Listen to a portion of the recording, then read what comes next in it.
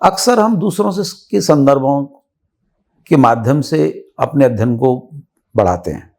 इसमें कोई बुराई नहीं है। आपने कुछ अच्छी चीज़ पढ़ी है, आप मुझे बता दी तो मेरे लिए एक सहूलियत हो जाती है।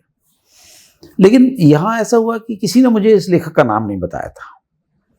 मैं सिर्फ़ गुजरात विद्यापीठ की एक लाइब्रेरी है, उसमें कुछ ऐसी किताबें ढूँढ रहा था, तो मुझे उसमें किताब दिखाई दी हिंदी सेक्शन में ही, जो हिंद पॉकेट बुक्स ने छापा हुआ था, एक अनजान औरत का खत।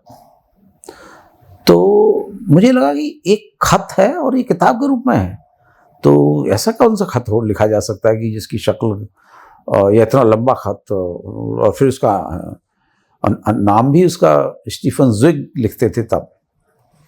तो मैंने कहा ये इस तरह से क्या? तो ऐसी जिज्ञासा थी क्योंकि एक मेंबर था मैं उसका, तब ले आया और जब कहानी को पढ़ा तो न सिर्फ उस कहानी को पढ़ते मैं दंग रह गया, बल्कि उससे बाकी जो 2 और कहानियाँ थी वो भी पढ़ ली। तो मुझे लगा ये तो अद्भुत लेखक है। बाद में मैंने देखा कि हालाँकि दोनों की उन कहानियों के अनुवाद बहुत स्तरीय नहीं थे, लेकिन मुझे लगा इस लेखक को पढ़ना चाहिए। संयोग से उस लाइब्रेरी में उसकी कुछ और किताबें भी थीं और जो अंग्रेजी में उपलब्ध थीं। मुझे चूँकि अंग्रेजी पढ़ने और समझने में कोई परेशानी नहीं होती, तो फिर मैं सोचता हूँ उनको यथासंभव वहीं से पढ़ लूँ।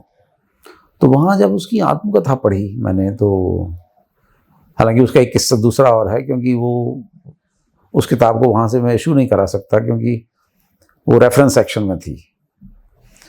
तो रेफ़रेंस सेक्शन से उसको मैंने एक तरह से मारा और उसकी फ़ोटोकॉपी कराई और फिर वापस उस जगह रख दिया, क्योंकि उस लेखक को पढ़ने की प्यास इतनी ज़्यादा मुझे लग रही थी। इस किताब को तो पूरा पढ़ना है।